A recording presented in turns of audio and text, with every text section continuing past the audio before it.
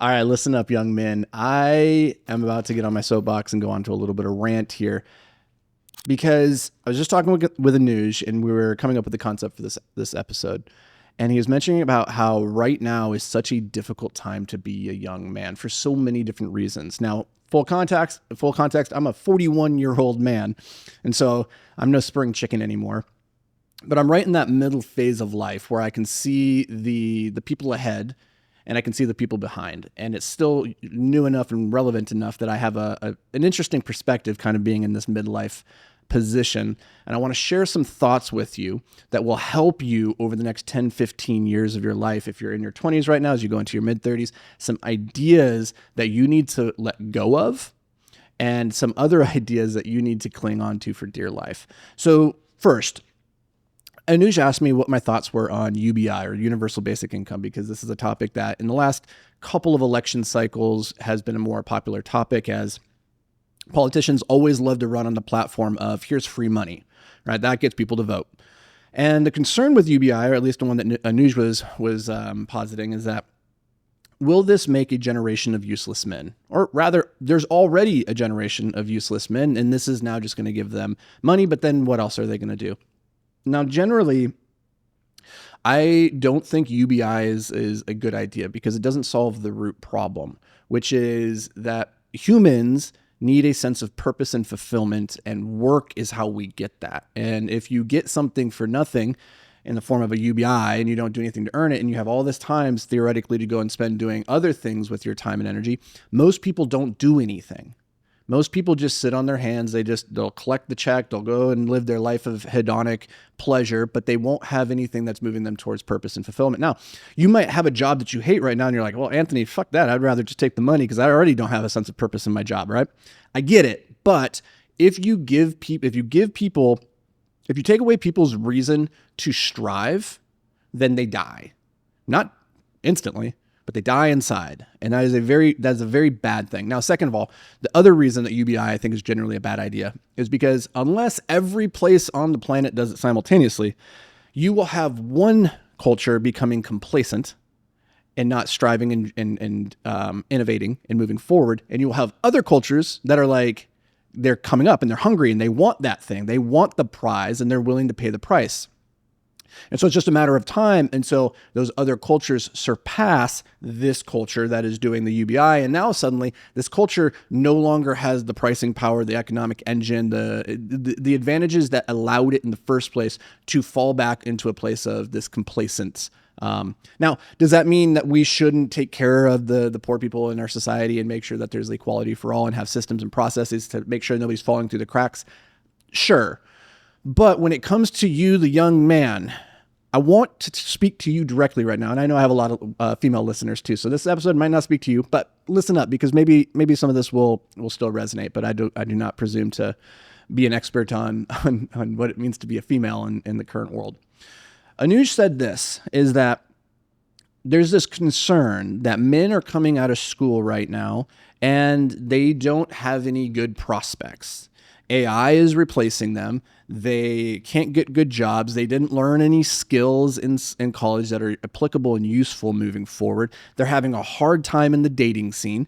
And to all of that, I simply say, stop bitching. It's never been easier. That doesn't mean it's easy, but it's never been easier in the history of humanity for you to succeed.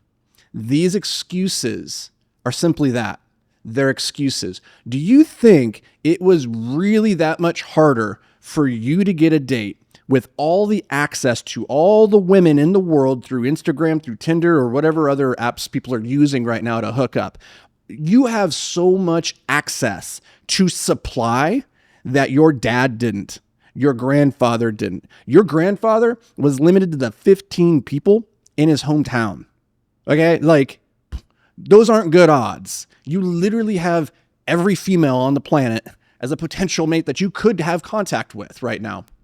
And yes, It is a global market now. And so the idea that everybody's living in this hyper unrealistic expectation of, finding a good mate. The females have the choice of being with these hyper successful alpha males. And of course, they have the pick of the litter, and therefore they're going to go towards the most competent, most successful people. Well, then go get more competent. Go get more successful. You're 22 years old. You don't have any skills or competency to bring to the world. You don't make for a very good partner. Stop bitching about the fact that there's no good partners out there for your lazy ass. Go get skilled. Go get good, scrub. And then you will find mates. Now, I'm being very harsh. I'm trying to be very aggressive here because this is a lesson I had to learn, which was you have to earn the right to a good partner by first becoming somebody worthy of a good partner. And so if you don't have the skills, if you don't have the resources, of course nobody wants to be with you. It's not their fault. It's your fault. And that's a good thing because you can control that. You can do something about that. Now, Anuj also mentioned, well, guys, these days, they don't even know where to go learn these things. And again, stop bitching. You have YouTube, you have Google, you have ChatGPT. Freaking get on this game of personal development and treat it like a full-time job. And I say this as a person who floated his way through his first 28 years of life and then looked up one day living in the back of a van and I had no skills. And I was like, I am useless to the world because I had been Peter Pan up to that point. And I'm telling you right now, stop being a little Peter Pan. You have access to literally everything you could ever want. It's simply a matter of becoming the type of person having the skills, the resources, the mindsets that would allow you to capitalize on those. It is easier for you to learn right now any skill you would like to learn than it was for your dad. If your dad wanted to learn about real estate investing, he had to send out his money to some guy that might be a scam. And maybe 6 weeks later, that guy would send him some tapes, cassette tapes that he could listen to in his car, and who knows how good that was going to be. If he wanted to get access to the contracts, the templates, the resources that other real estate investors were using, he had to go get it the hard way. He had to go hire a lawyer. He had to talk to the CPA. He had to actually go talk to people. Right now, you can get all that stuff for a click of the button online instantly for free. You have so much access, and it's simply a shift of your mindset to realize that you are sitting on top of a gold mine. You just don't have the shovel, or at least you don't think you have the shovel, but honestly, you have your hands. And this soil is so tillable, you just have to start digging, and you will reveal the gold. So I'm getting pretty animated about this because, and I get it. I get that the times are hard, and yeah, it's hard to get an entry-level job right now, but truthfully, it has never been easier in the history of mankind to make money. Never. You have a computer. You're watching this right now. You're on YouTube. You have the means to make money. Now, you might not have the means to go get a job, that entry-level job that requires 5 years of experience and is going to be replaced with AI very, very soon. Sure, yeah, you need to pivot. You need to learn how to operate in this new world. But that's always been the case. How do you think your parents reacted or your grandparents reacted when the internet came along? Some of them adapted. Some of them didn't. The people that adapted did pretty damn well. Right? So you need to be adaptable. And at the end of the day, like Anuj asked, what's it mean to be a man? And this is a really interesting thing because he points out that there's like no rites of passage right now. And he used this word. I'm going to reflect this back to you so you can hear this, right? There's no rites of passage. There's no forced experience. There's nothing forcing you out of your comfort zone. And it's so interesting how this happens, where one group of people, your grandfather, your great-grandfather, there were rites of passages he didn't want to go through because they were uncomfortable and they were brutal. Have you ever looked at like the rites of passage that different cultures have for their young men? It is not something that you want to go do. You have to go do it, right? And now to complain and say, there's nothing in my life forcing me out of my comfort zone. Boo-hoo, buttercup. Go force yourself out of your comfort zone. Go make your own rite of passage. Go do hard things. And here's the last thing I'll leave you with, is this beautiful quote. Hard times make strong men. Strong men make good times. Good times make weak men. Weak men make hard times. You right now are a weak man because your father, your grandfather, our great-grandfathers made this to be a really good time. They worked hard through World War II and beyond, and we are benefiting from that. And that means that there's a lot of softness out there.